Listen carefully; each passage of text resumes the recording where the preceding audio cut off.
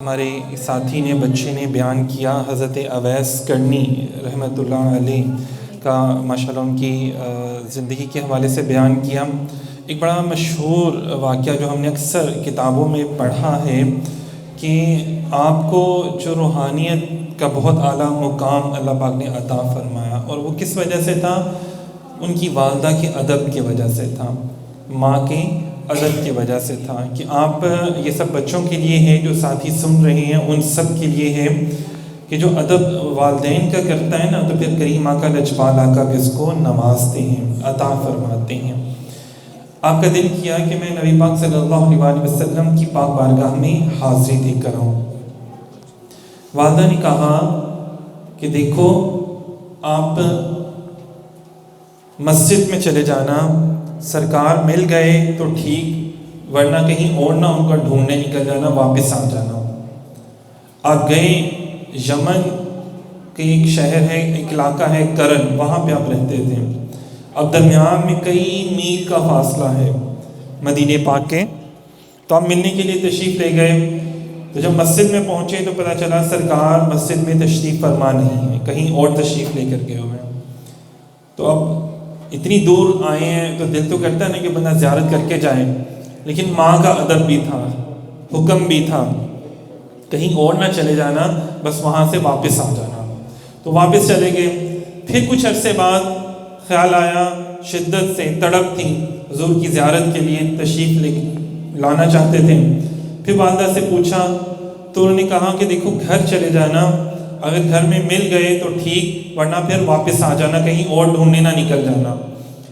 تو حضرت اویس کرنی رضی اللہ تعالیٰ عنہ جب گھر میں تشریف لے کر گئے تو اماں عائشہ صدیقہ رضی اللہ تعالیٰ عنہ نے فرمایا کہ سرکار گھر پر موجود نہیں ہے۔ تو وہاں واپس تشریف لے گئے۔ ذرا غور سے سنیے گا، کتابوں میں علماء کرام بیان فرماتے ہیں کہ تھوڑی دیر بعد ہی نبی پاک صلی اللہ علیہ وسلم تشریف لے آئے۔ تو آپ نے پوچھا، اے عائشہ، کیا ابھی کوئی یہاں آیا تھا؟ عرض کیا حضور بالکل ایک مسافر تھا، لگتا تھا بڑی دور سے آیا ہے۔ فرمایا کہ عائشہ، تمہیں پتہ وہ میرے اویس تھا۔ حضور جانتے ہیں، سب جانتے ہیں، اپنے ہر عاشق کی خوشبو کو جانتے ہیں۔ فرمایا اے عائشہ، تمہیں پتہ وہ میرا اویس تھا، کیا تم نے اس کو دیکھا؟ عرض کیا حضور، جب میں اس سے بات کر رہی تھی تو پردے کے اوٹ میں تھی، پردے کے پیچھے تھی، تو میں نے ان کو دیکھا نہیں، ہاں لیکن جاتے ہوئے ان کو دیکھا تھا۔ میں نے ان کو جاتے ہوئے، ان کے پیچھے جو کمر ہے ان کو میں نے دیکھا تھا۔ اب دیکھیں رسول اللہ صلی اللہ علیہ وسلم اپنے عاشقوں کو مقام کیسے عطا فرماتے ہیں، اور لوگوں کو ان کی شان کیسے بتاتے ہیں۔ سیدہ اماں عائشہ صدیقہ رضی اللہ تعالیٰ عنہ تو جنتی ہیں، سرکار بھی آلریڈی جنتی ہیں اور جنت عطا کرنے والے ہیں۔ تو روایات میں آتا ہے کہ سرکار نے فرمایا، عائشہ تم نے میرے اویس کو دیکھا، تم جنتی ہو گئی، میں نے تمہیں دیکھا، میں جنتی ہو گیا۔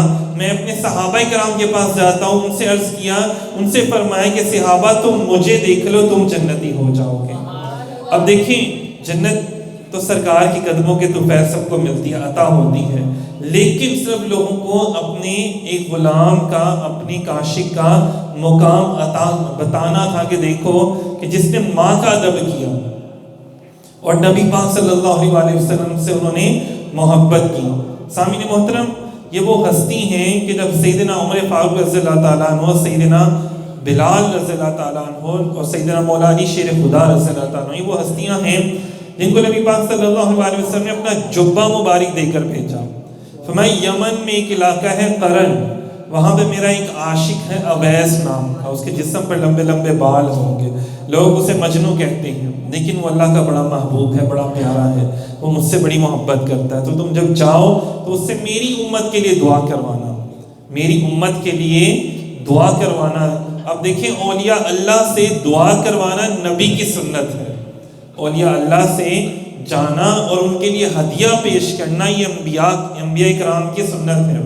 اب دیکھیں، نبی آخر الزمان ذو السلام کو ضرورت کوئی نہیں ہے، لیکن صرف امت کو، اپنی امت کے اولیاء کا مقام جو تھا وہ بتانا مقصود تھا کہ اگر میں تم سے پردہ کر جاؤں، میرا وصال ہو جائے تو گھبرانا جانا، میری امت کے اولیاء اللہ موجود ہیں، تم ان کے پاس جاؤ گے، وہ تمہارے لیے اللہ سے دعا کریں گے، ان کی دعائیں قبول ہوتی ہیں، ان کی دعائیں قبول ہوتی ہیں۔ روایات میں آتا ہے کہ جب آپ یہ ماشاءاللہ اتنی بڑی ہستیاں ہیں جنہوں نے اپنی زندگی جو ہے وہ حضور کے قدموں میں گزاری، ان سے زیادہ کوئی حضور کو جانتا نہیں ہے، تو جب وہاں گئے تو حضرت اویس کرنی رضی اللہ تعالیٰ عنہ سے ملے تو انہوں نے فرمایا کہ جو تم نے سرکار کو دیکھا ہے؟ انہوں نے کہا جی حضور ہم تو حضور کی بارگاہ میں رہے ہیں۔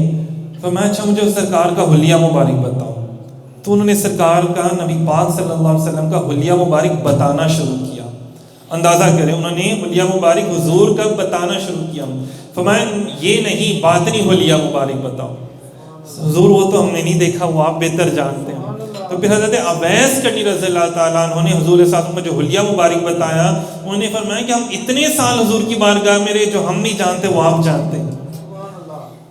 آج بھی اگر کوئی بغیر پیر و مرشد کے کسی مزار سے یا ڈائریکٹ نبی پاک صلی اللہ علیہ وسلم سے فیض روحانی حاصل کرتا ہے نا، بغیر مرشد کے درمیان میں وسیلہ نہیں ہوتا، تو اس کو اویسی کہا جاتا ہے۔ اویسی کیونکہ حضرت اویس کرنی، آپ دیکھیں کہ وہ نبی پاک صلی اللہ علیہ وسلم کے دور اقدس میں موجود ہیں، انہوں نے حضور کا کلمہ مبارک پڑھا ہے، لیکن وہ صحابی رسول نہیں ہے۔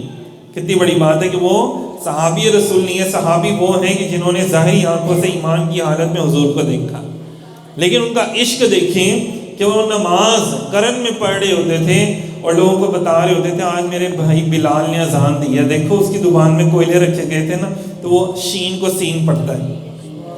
تو اتنی دور سے وہ دیکھتے بھی تھے، جیسے حضرت عمر رضی اللہ تعالیٰ نے کہا نا پہاڑ کے پیچھے دیکھو۔ تو حضور علیہ الصلوۃ والسلام کے دور اقدس میں ایسے لوگ موجود تھے جن کو سرکار نے روحانیت کے بڑے بڑے بلند مقام عطا کیے ہوئے تھے۔ یہ بڑے بڑے بلند مقامات جو تھے وہ انہوں نے، اسی طرح ایک اور بڑا پیارا واقعہ ہم حضرت اویس کرنی رضی اللہ تعالیٰ عنہ کی شان کے والے سے پڑھتے ہیں کہ کچھ لوگ گئے کوئی آپ سے مسئلہ پوچھنے کے لیے، تو آپ نماز ادا کر رہے تھے، لوگوں نے دیکھا کہ جو جانور جس کو کھا جاتا ہے اسی کی حفاظت کر رہے ہیں۔ تو انہوں نے کہا حضور، جب وہ نماز سے فارغ ہوئے تو انہوں نے عرض کیا حضور باقی باتیں تو بعد میں، بڑا عجیب سا ماجرا دیکھا کہ جانور جس کو کھا جاتا ہے اس کی حفاظت کرے، یہ بڑا عجیب سا ماجرا ہے۔ فرمایا میں اس کا کام کر رہا تھا، وہ میرا کام کر رہا تھا، میں اس کی عبادت کر رہا تھا، وہ میرے جانوروں کی حفاظت کر رہا تھا۔ یہ کتنی بڑی بات ہے۔ بتایا نا انہوں نے کہ اگر تم بھی اپنے کام چھوڑ کے اپنے رب کی بارگاہ میں حاضر ہوگے، اس کے لیے کچھ چھوڑنا پڑے گا، اس کے لیے کچھ چھوڑو گے تو پھر کیا ہوگا، اللہ بھی تمہارے بڑے معاملات جو ہیں وہ آسان کر دے گا۔ تو حضرت اویس کرنی رضی اللہ تعالیٰ وہ ہستی ہیں جن کے ہمیں ماں کا ادب ملتا ہے جن کی زندگی میں، جن سے ہمیں ملتا ہے کہ حضور علیہ الصلوۃ والسلام سے عشق کرنا تو کیسے کرنا ہے، اور پھر جن سے ہمیں ملتا ہے اللہ سے محبت کرنی ہے، اللہ کے ساتھ پرخلوص ہونا ہے، اپنی ترجیح صرف اللہ کی ذات کو رکھنا ہے، تو پھر اللہ پاک بڑا کرم کر دے گا۔ یہ وہ ہستی ہیں کہ جن کے ظاہری، جن کے باطنی مقام کو اللہ تعالیٰ نے بہت زیادہ چھپایا، کہ روایات میں آتا ہے کہ قیامت کا بھی دن ہوگا نا، تو جب آپ تشریف لائیں گے تو ہزاروں لوگوں کے جھرمٹ میں تشریف لائیں گے، ہزاروں لاکھوں فرشتوں کی جھرمٹ میں۔ اور آج بھی جو ان کا مزار ہے نا، وہ بھی ایک جگہ پر نہیں ہے، وہ بھی 7 جگہوں پر موجود ہے، اور یہ بھی کنفرم نہیں ہے کون سی کنفرم جگہ ہے۔